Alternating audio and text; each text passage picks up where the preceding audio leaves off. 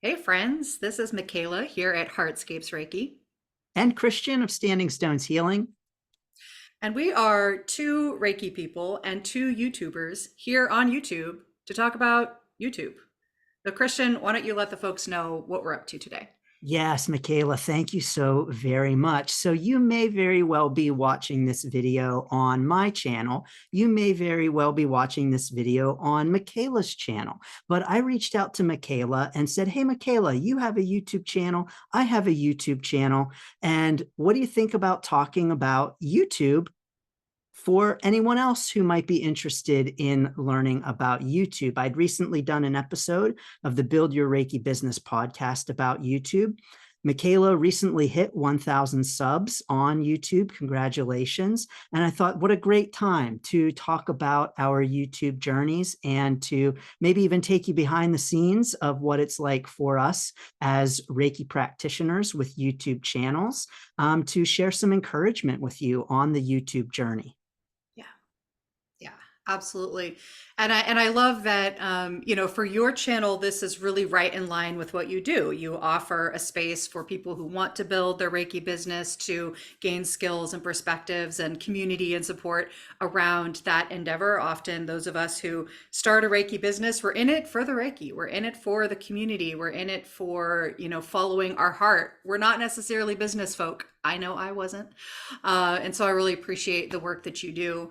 Over here on my channel, this is a bit of a different kind of topic than we usually talk about. But every once in a while, I'll do kind of a behind the scenes video, talk about my business strategy planning and, whatever, a little bit of like behind the curtain. So this is in that category. And yeah, I'm really excited to for hopefully this will benefit those of you watching, but also for our benefit to just kind of take a little bit of a step back and take a look at the journey of, what are the bones and the structure of our businesses, right? Because, if we don't have a way of connecting with people, of reaching across the gulf to, get our voices and our hands, to the people that are meant to work with us, then we don't actually have a business, right? We have more of a private practice. And so, as a business owner, we have lots of different options with how to extend our hand. And it's just interesting to me how people come to the things that we use to do that connecting. And YouTube has definitely been, quite to my shock and surprise, has become really one of my favorite ways of doing that. So yeah, I'm excited about this conversation. Yeah. So, Michaela, let's start there. You recently hit 1,000 subs. That's really exciting. Congratulations. That is a big YouTube milestone. So, talk to us about that. How does it feel to hit 1,000 subs? Oh, it was super fun. There's a certain like gamification of these things, where you've got all of your back end analytics and you can track your progress and your patterns and your whatnot. And at first those numbers are very small. Of course, you're reaching a handful of people. Another handful of people are watching your videos. Maybe they're not even watching them all the way through. I tend to not look at that statistic that tells you the percentage of the video that tends to get watched. Because it makes me sad. But it's like, here's this 45-minute video. People tend to watch on average 4.5 minutes of it. It's like, oh man. But over time, as these things work, it gains momentum. And so at a certain point, it became kind of fun tracking those statistics as opposed to like anxiety producing. Um, and that really, it almost like helped to shift my mindset. I mean, my primary function, and this is a question I have for you as well, Christian, my primary, purpose for being here on YouTube is to create a space to teach, to connect, to give potential clients or students a opportunity to see my teaching style and my perspective on the system of Reiki, and build that connection, start having that conversation. And so really as a marketing tool, for my business primarily. And from that perspective, I'm really interested in meeting the right people, like the people who are really simpatico with what we talk about here on my channel, more so than like large quantities. But there's always that little, more is better kind of feeling. And so knowing that 1,000 subscribers is really the first milestone that YouTube notices and cares about, other than just starting your channel to begin with, there was a certain, again, kind of gamified excitement of like hitting that number. Secondarily, there's the question of monetization, which is one of those kind of mysterious topics. I always love it when YouTubers that I follow kind of give a little inside view into like, how does that work? Like, how do you make money on YouTube? How much money do you make on YouTube? And it's so much a game of scale. And so, yeah, it's, again, it's like, it's funny and like, I'm kind of in the point of like teasing myself about it, that like I have now made $10.57 talking on the internet. Woo, it's a tiny number, but there's still a little like sense of accomplishment in that I'm enjoying in this particular moment. I'm only 5 days in, so. Yeah, but that's awesome. And for those tuning in who don't know, currently, this changes with YouTube, so it's currently different from what it used to be. But right now, you can monetize your channel once you hit 1,000 subs and 4,000 hours of watch time in a month. And so In a year, I in a think year, I'm sorry, yeah, yes. yeah, 365 days. So you have to maintain, on any given day, if you go back 1 year, 365 days, there must be 4,000 watch hours in that time period, and that has to stay consistent, along with your 1,000 subs. Yeah. Yes. Yeah. And so then, of course, once you hit that point, you're able to monetize your channel and get paid for it. And so, yeah, I think that there are questions around that. I maybe for there are YouTubers who go into creating a channel specifically for the monetization, Absolutely. especially because YouTube is the #1 place on social media to monetize. It has the largest payouts. And there are YouTubers who create a channel specifically for that. My guess is, Michaela, that you weren't one of them. I know I wasn't. Not that there's anything wrong with that. But like my goal was to connect with people, let them get to know me, and to get a feel for me through video, since video is so powerful. Yeah. But I will say that for me, I always thought, oh, I won't monetize my channel. It's not about the money. But I will say, having YouTube just put ads on your videos without your permission kind of makes you want to monetize your There, channel. yeah, I was kind of shocked when I realized. I went back and like was watching one of my old videos for some reason, and like there's ads on there. So it's like they're getting paid Yes. pennies, on my tiny little viewership for those older videos.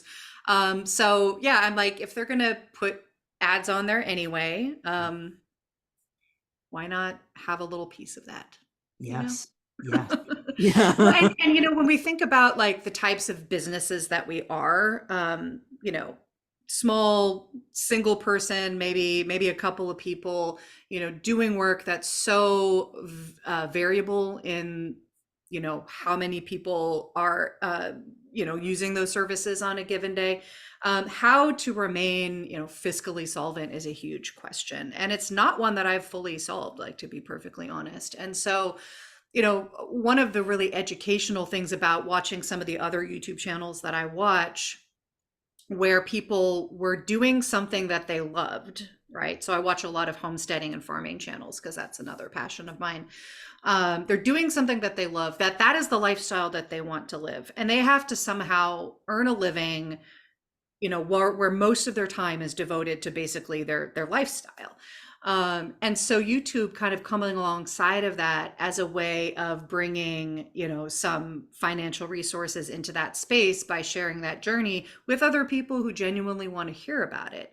Now there's a lot of different ways that, to look at the ethics of like what you share and how, to what degree you present a realistic view, particularly if we're talking about vloggers and, lifestyle channels. That's a whole different conversation. But I'm very inspired by businesses that bring in, puzzle pieces that all fit together into a coherent package, but that have these different income streams that help to support each other. So that's kind of where my mind was at around the question of like, could my YouTube channel be one of those streams? Still an open question. Yeah. And I think that the answer is yes, because of that compounding effect of YouTube.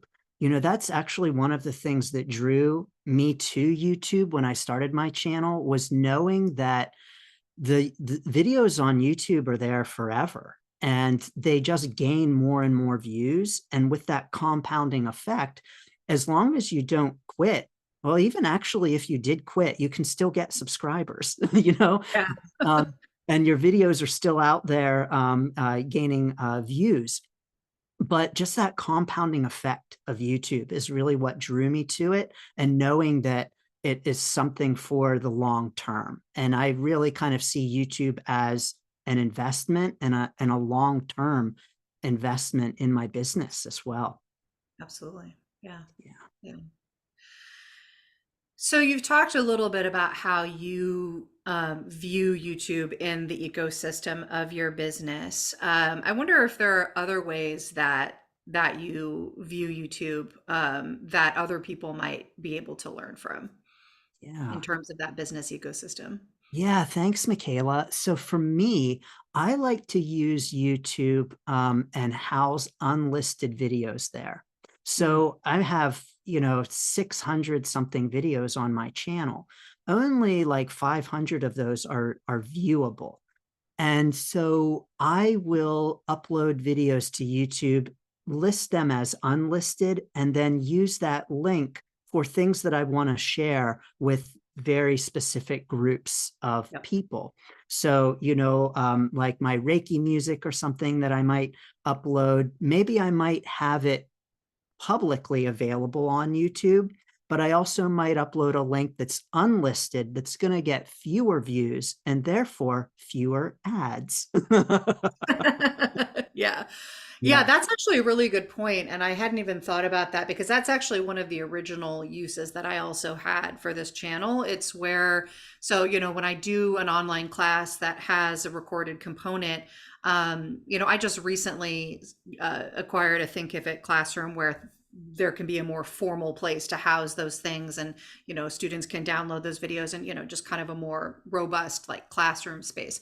But prior to that, like sharing those unlisted YouTube videos is how I share those the access to those recordings. It has the downside that they can't be downloaded. I don't believe, I couldn't figure out how to do it if there is a way, out of YouTube onto the person's personal computer.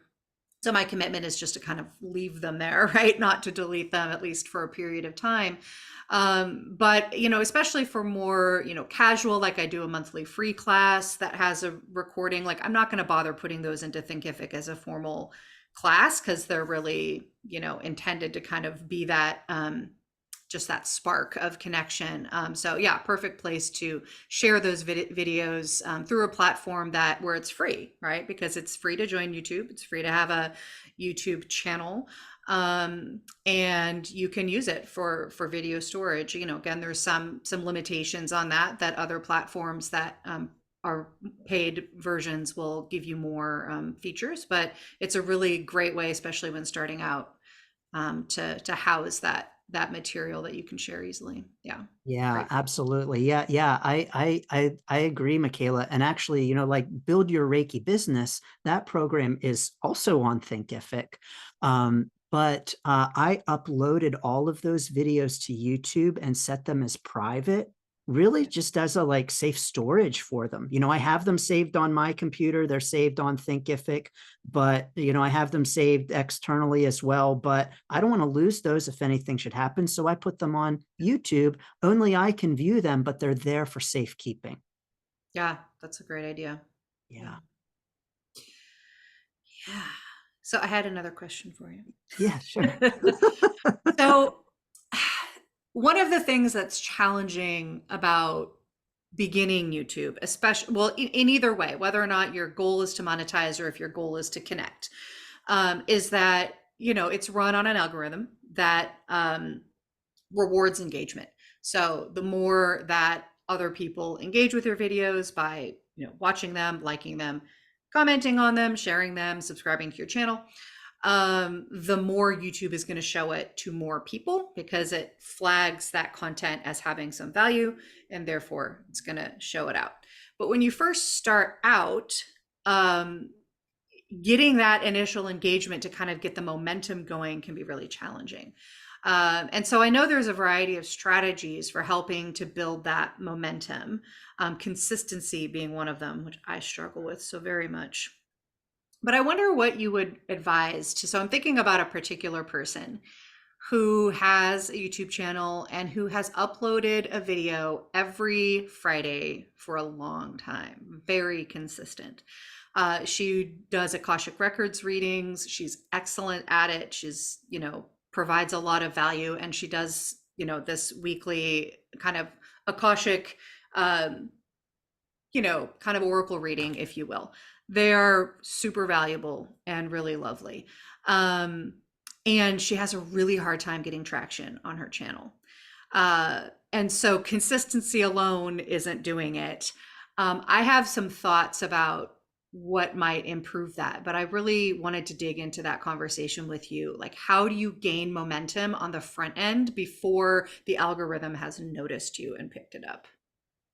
That's a great question. And I would say that I'm still waiting for the algorithm to notice me and pick me up. But and I think that that's something that is just ongoing for all of us. And I am sure that people, even with 1 million subscribers, would say that, have that kind of thought as well. So in other words, maybe that doesn't ever end. Yes, YouTube will recommend your stuff to other viewers, and that's how people can find you. But as far as the legwork of getting our stuff out there, for me, it's just all about the sharing on other social media platforms to help bring traffic to your YouTube channel is really helpful. I don't know about you, Michaela, but I remember YouTube doesn't do this anymore. But years ago, you could when you had fewer than 100 subscribers, you could turn off the number of subscribers so no one would know that you hardly had any subs. Oh, that's funny.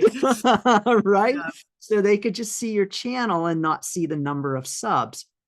I actually did turn that off on my channel because for me, it's not about the numbers. And for me, it was a way to also, just not concentrate on them.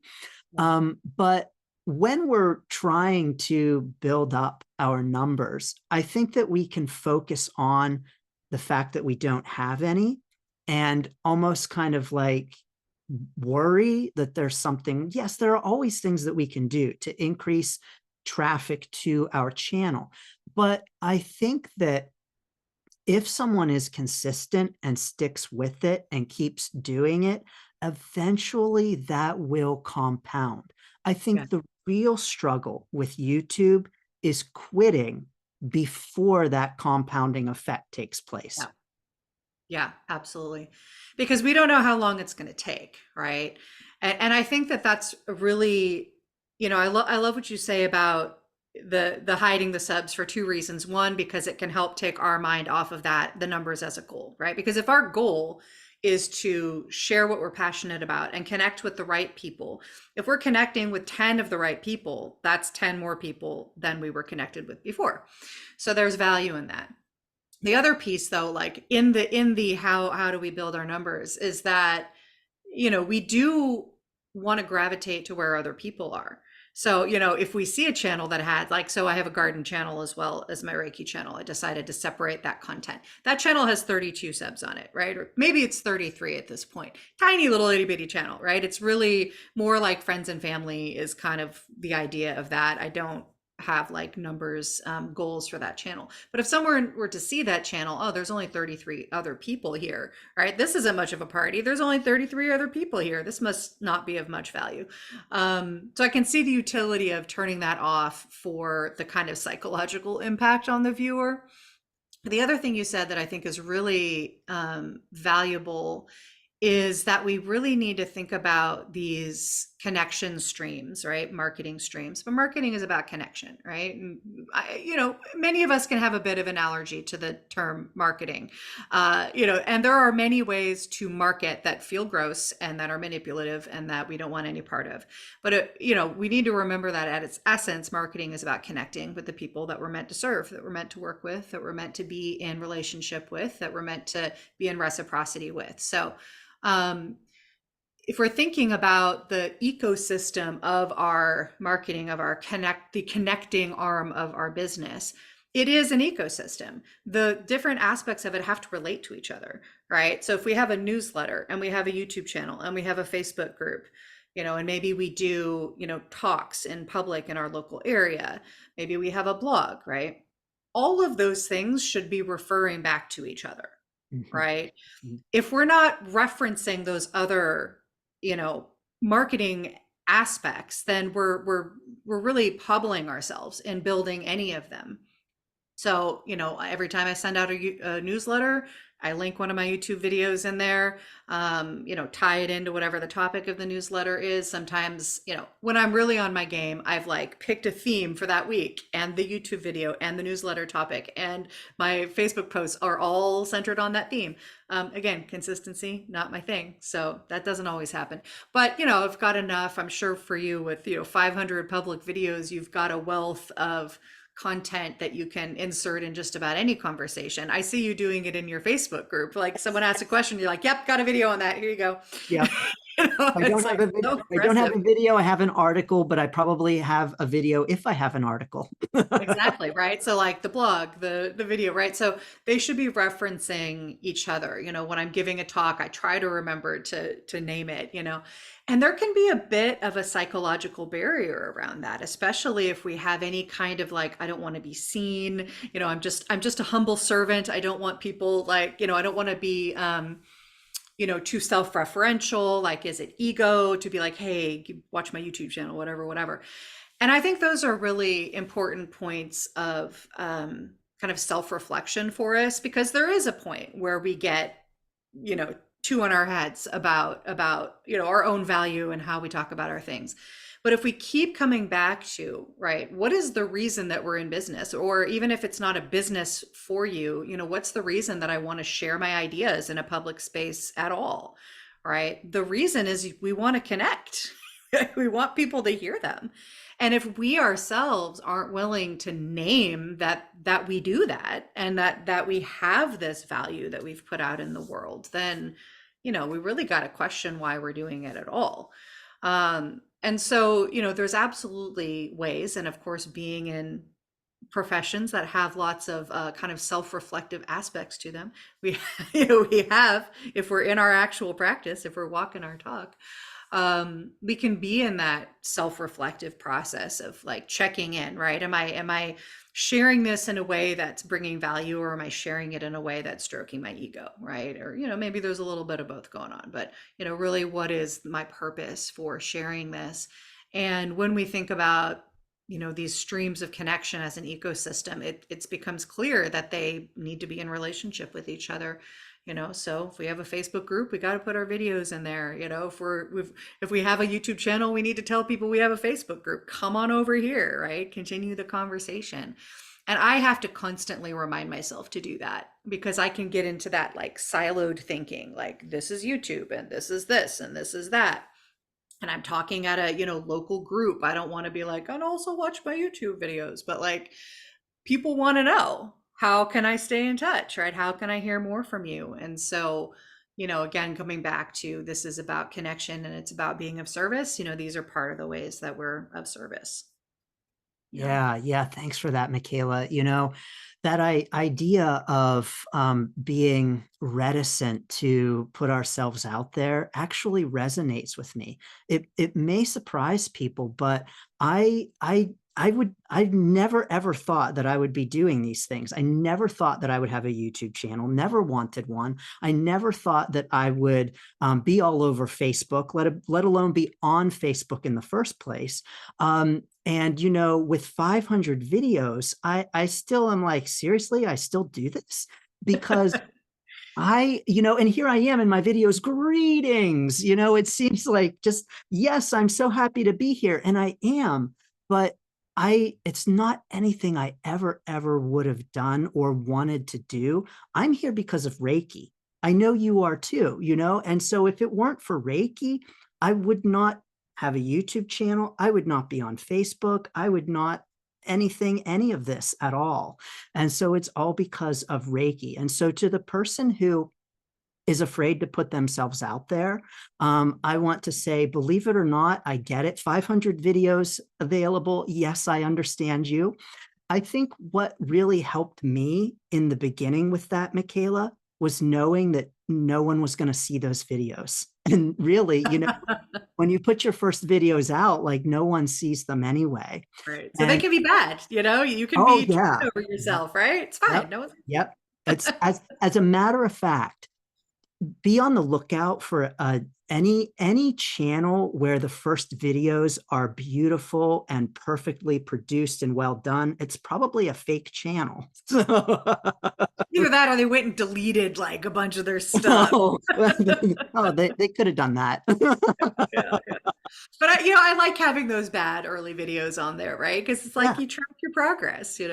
That's right. I'm not deleting them. They're inspiration for others, and they're still, circulating on YouTube. And so they're still, if I, end up monetizing, getting paid, they'll still have the opportunity to bring in money too. So Yeah, let them work. that's right. That's right. I really appreciate this, this acknowledgement that, coming into social media is not something that feels comfortable for everybody, right? It's so ubiquitous now. Like people just assume, yeah, you're on all the things. Not everybody are on all the things, and not everyone are on them, willingly. There might be a reluctance there. And that's just real, right? It's not a comfortable space for everybody. And similarly, like making videos of myself was something I was very self-conscious of. And I think I shared this with you when you were talking about the importance of blogs, which I'm still struggling to reintroduce my blog. Although I appreciated all of your tips on how to do that well and make it easy. If any of y'all want to start a blog, which is apparently coming back into style, is very valuable for your business, you should watch Christian's contents on the value of blogging. But I started off with that because I'm a writer. I love to write. I'm good at it. I've come from a family of writers, right? So it was obvious to me I'm going to have a blog, right? And I would put a lot of time and attention into these articles and like treating them like essays or something that was, I just really spent way too much time on them. And it became very frustrating because I needed that to work for me as a marketing space. And it just was not, because it was taking me forever. And I realized that while I'm a good writer, I am a writer who takes a lot of time. Like I'm slow. I'm very iterative, and it, just takes me a long time to get to a point where I can be like, yes, I will publish this. And so that's, in the beginning, I'm just like was surprised at how easy it felt to just turn on the camera and talk, right? And to not worry so much about all of the editing, and I do some editing now on my videos, and at first when I was doing Reiki content, I was scripting out my videos, right? I was doing the same thing with the blog, and then I would publish it in both spaces. So it was redundant in a good way. But I would, take all that time to write out a script, and then I would have to like deliver the script, I was like, I'm not doing this right. This is not the way that I should be doing this. And when I kind of let go of that need to like hold it so tightly and just was like, this is about sitting down with my friends and talking to you, just speaking from my heart. And there's some topics that I do prepare more, I might have some notes, or I might have thought it through, or, made sure that I really have my points in order. But for the most part, it's just like, here's a topic that I have in my heart. I know it. Like it's either based on my direct experience or something I've really studied, or usually a combination of the two. It is a sphere of genius for me. I have it in me. I can just talk about it. And I was shocked at how good that felt. when I really got that like, I don't have to script this out. I don't have to have all the words exactly right. I don't have to edit the crap out of it. Like, I can just sit down and talk to my people. It just felt great. And then it was like, oh, okay, maybe this is the way to go. you know, I don't know. Do you feel that like that ease and just kind of sitting down and talking about something that you just have in you so clearly? Yeah. And I think that sometimes I should probably do a little bit more scripting. I don't do any scripting. And most of my YouTube videos are from my Facebook Lives. I just go live and then upload that to YouTube. Now, of course, in terms of YouTube best practices, we know that that's not the best for getting likes and subscribes and views and watch time and all of that. So we know that that's not the best, but I do it because it's the easiest.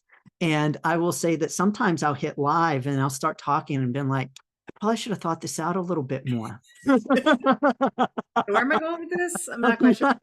Well, it's an extra layer of bravery. Like, I have yet to ever go live on any platform. Like, it scares me. And I'm going to be honest, it's just a self-own here. The thing that scares me the most is the old wound of like, I'm going to throw a party and no one's going to come. I'm going to go live and nobody is going to come join me And live. that's true. And that is true. Yeah. And so I have to be just like, okay, again, I'm just talking, that I'm like, I'm just going to record it and edit it. Anyway, Yes. I admire you for your going live bravery. Yes. Well, I will tell you, still no one shows up. And I'm okay with that because, while I'm fine to interact and happy to interact, there are some times when I'm going live just to have it on Facebook and then to upload it to YouTube. And so, I'm Mechanism. okay Yeah. with people not showing up. And so that doesn't bother me at all. And as a matter of fact, when I go live impromptu, I don't expect there to be Yeah. really many people there at all. Hmm. Yeah. So if you go live and no one shows up, first of all, well done. And yep, not a surprise. Yeah. Yeah. Yeah. Yeah. Yeah. I love it. Oh my gosh. Yeah. Mhm. So what else is on your mind? What do you want to share with the peoples about the Well, YouTube? I'm curious to know, Michaela, in terms of YouTube, what are some of the challenges that you have found? Like, for instance, for me and my channel, one thing that I am currently working with and probably always will be is thumbnails. I am not the best at thumbnails. That's one of my challenges on YouTube. Even with the magic of Canva, my thumbnails are still not that great. So I'm experimenting with thumbnails. That's one of my challenges. What about you, Michaela? What's one of your challenges with YouTube? I love making thumbnails. It's one of my favorite parts about it because it kind of tickles the like visual creative side of me that I don't get to engage very often anymore. Um, and I don't know if this has anything to do with anything, but like I kind of notice certain patterns in videos that get more views with certain kinds of thumbnails. So I find that aspect really interesting. My number one challenge is consistency. Mhm. I am an inconsistent person in my life across the board at all times. And so, even though I absolutely understand that, having an upload schedule, like sticking to that schedule, producing content in a reliable way, whether that is my newsletter does not go out in any kind of pattern. It goes out when I do it, Um, same with my YouTube videos. Like, this is not best practice at all. Like, it's something that I actively work on and have come to a place of acceptance that it will never be my sphere of genius to be consistent. But I have improved, right? And so with YouTube, my ideal is that I put out a video every Monday, Wednesday, and Friday. Like, that's the template that's in my mind. If I hit one of those days, I'm happy. If I hit two, if I hit all three, it's like, woo. Um, Although I actually am revising that because 3 in a week with the smaller numbers that I'm still at is almost too many. Like it's almost too many videos for the people who are following to like track. So Mhm. I think actually 2 a week is my sweet spot, is what I have realized. So if I hit a, you know, a Monday and a Wednesday, I'm that's great, right? And that does happen more and more as I work on it, but consistency will always be a challenge. Um, having a, for lack of a better term, a niche, like really articulating what specifically this channel is about versus other channels about Reiki. Like I feel really clear what my perspective is on Reiki. You know, it's teaching it from the perspective of its Japanese origins, and it's emphasizing integrating Reiki into our daily life as opposed to something that only happens in, you know, if we're a practitioner when we're at work, or, you know, when we've set aside retreat time. It's like those are the two kind of consistent themes. But inside of that, like the topics are range all over the place, like all over the place. And so it's challenging to articulate those themes consistently so that people know what is this channel about when the topics range so widely. I I'm not sure how well I am doing. I feel, you know, like I feel like my tagline is like clear and consistent. I certainly reiterate those points over and over again. But I feel like that's a challenge. And then outside of that, you know, it's, you know, related to consistency. Really finding topics that I feel excited to talk about. Like I part of why I'm inconsistent is I don't ever want to just go and just talk to talk. If I'm not inspired by something, if that's not something that feels like it's meaningful, I don't want to make a video, you know? So I do try to keep a running list of topics, but what I find is that often when I go to that list, the topics feel stale. Like if I put it on that list more than a couple of days ago, I'm like, it's not alive anymore. Like that was a moment. Like I should have just gone live, right? Like, like I should have just gone live on my phone right then and talked about that thing because it's not alive anymore. I don't want to talk about it anymore. So that's definitely a challenge, is that the way that I approach content is very much like what's impacting me in the moment. What am I noticing in that moment? It's hard for me to carry topics over for a long period of time till I can get around to recording about it. And so that, you know, I'm trying to figure out like how to hack that. Part of it is being more willing to just be spontaneous, to like, you know, record the video somewhere that's not my like YouTube space. Like maybe my hair is a mess. Maybe I'm in a hoodie and I just came in from the garden and I'm sweaty. Like being willing to record when I'm not like on my A game has been a big one, because oftentimes when I have that idea, it is when I'm in the garden. It is when I'm engaged in something else and I'm in my sweatsuit and I'm a mess. But like that's when the like you're engaging in life, right? You're in the midst of the thing that is the inspiration. And if I don't capture it right then, it's probably gone. So that is a big challenge, is kind of retaining that inspiration, either retaining it until I feel like camera ready or being willing to get on camera when I am not camera ready, I think is how I would say that. Yeah, yeah, I hear you on that for sure. When I first started my channel, I did a lot of recording outside, and I really enjoyed, recording while I was out hiking. And I stopped doing that because that camera died, and I got a new camera, and that camera didn't record video very well. And then that camera fell into a stream. And so now it's time for a new camera. And I'm like, I need to get one that has good recording so I can record while I'm out hiking again. Yeah. And be in those different kinds of places, places where I haven't brushed my hair, and It's a big problem for you, I Christian. I know know. I'm just a mess. So, yeah. But Michaela, I really want to encourage you to maybe expand your definition of consistency, because Mm, I actually would call you consistent. Mm, because you're always popping up in my feed. It's like, oh, here's a new video from Michaela in my feed. And to yeah. me, that's consistent. And the very fact that you're still here, I think is real consistency, since most people start a YouTube channel and then quit because it takes so long to grow. Yeah. I'll say for me, I do not have a publishing schedule. And so I'll just publish whenever. Like this past week, I think I published like the past couple of weeks, like 14 videos in a row every single day. Yeah, you've been on a roll. Yeah, because I just had them available. I had edited them, they were ready to go. And I was like, well, why hold on to these? Just schedule one every day. Um, but I don't have, and we know that that's not best for YouTube, as far as YouTube.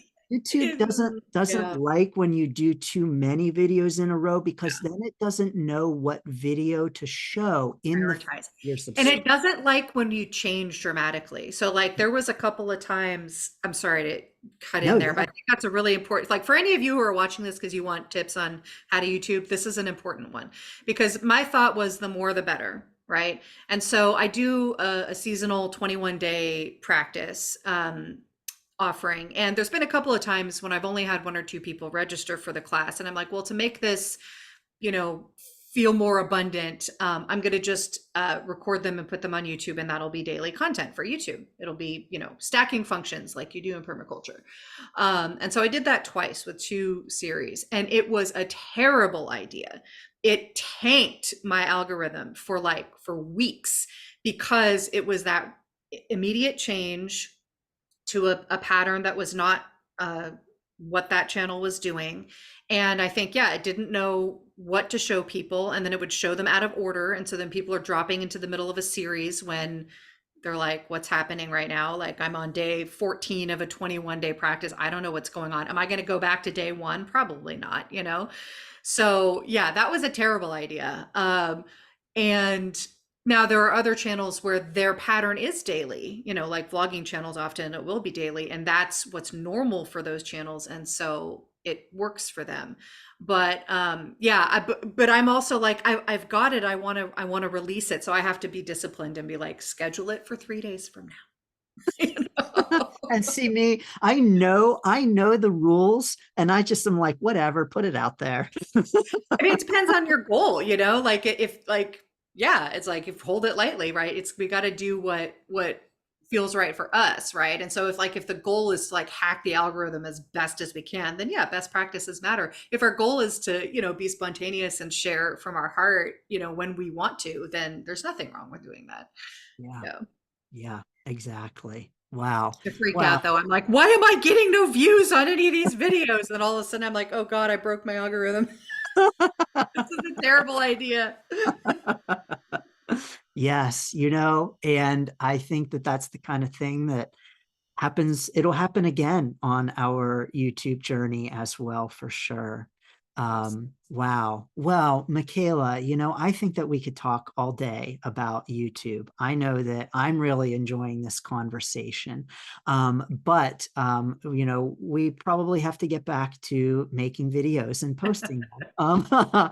And so, Michaela, do you have any final thoughts for people who maybe are still tuning in? Because I will say that my watch time, my percentage rate is not good. And so, Yeah, if if you're still here, hey, you are, congratulations. yes, Bless you. thank you. We You are are grateful for you. boosting our watch time. So, yeah, do you have any final thoughts? There was one other, yeah, thought, and I'm, you know, in reflecting on my YouTube journey, as we are doing here in this conversation, coming back to, why are we doing it? I think is so much the question. And, I had a YouTube channel. I don't even remember why I started it. It might have been to just house those unlisted videos, actually. And I had, a handful of random videos here and there. But what really like caused me to lean into this space as a space that actually mattered to me was in 2020 when COVID happened, and all of a sudden we were so isolated and we were so separated, and yet all of these insights were happening as I'm observing just that period of time rolling out and observing, really like when the rubber hits the road, what is the impact of a long-term Reiki practice on on my physiology, on my psychology, on my emotions when the whole world turns upside down, when everything gets disrupted. And what I had observed was like, damn, this Reiki practice is serious business because I felt grounded and calm, right? And I was like, I gotta tell people about that. Yes, I've known that this Reiki practice benefits me for the years that I've been doing it, but like this is remarkable, like how I am feeling in this time when everything has been turned upside down. And that desire to share the good word of Reiki, and also to track that experience in real time, to sit down and say, hey, I went to the dentist today for the first time, and I've been, and here we are around people, and when the dentist like took my mask off to work on my teeth, I cried because it was the first time I'd shown my face to anybody, like in months, like to realize that and to share it in real time. It was like this wake up of like, this is a space that matters because we can just get on here and talk about what matters to us. And whoever is drawn to that is gonna find it. And again, if it's one person, that matters to me. And so, my journey with YouTube really started on this like deep need to connect when we were so disconnected. And I think that's why I stay with it, because like whatever my goals are, yeah, monetization, yes, numbers, yes, the gamification of all of the numbers and the algorithm and all of that, that can be fun. It can be distracting. It's not really the point, right? Because I have this like template in my body of like, the point is connection. That is the point, and that'll always be the point. And that's really what keeps me circling back to it. So I think that would be my advice, is to remember that whatever your goals are for your YouTube channel, the point is connection. And if you stay focused on that, I think you can do something really special. Oh, I love that, Michaela. That's really great and so true. I think at the end of the day, it's important for all of us to come back to that why and why we're doing something, especially whenever it gets really hard, when we're slogging through, when no one is seeing our videos, just remembering why we're doing it. And to be the ones putting out positive content, the love and the light. There's a lot of crap on YouTube too. And so, I personally don't tune into it, but oh my gosh, in my feed the other day, shockingly, some terrible video was there. And I was like, why? I complained and I was like, YouTube, don't ever show this in my Yeah, feed why again. are Like, you showing why this? is this here? I don't watch these kind of videos. But to me, that is just even more of a sign that we need to be doing what we're doing and putting out our kind of content. Absolutely. Yeah. Totally agree. So, Cool. Michaela, thank you so very much. Always wonderful to chat with you. Thank you so much to Michaela's viewers, her subs tuning in. So, thank you so much. And Thanks. thank you, Christians viewers and Christian subs tuning in. I love this collaboration. I hope we get to do more of them in the future to cross-pollinate these spaces. So thanks for the invitation. Yes. Thank you so much for accepting and sending lots of blessings to everyone. Yeah. And as you go throughout your YouTube journey, whether as a viewer, a content creator, or someone who's just like, what in the world is this space about? May you be deeply provisioned for that journey. Thanks so much for tuning in. Thanks.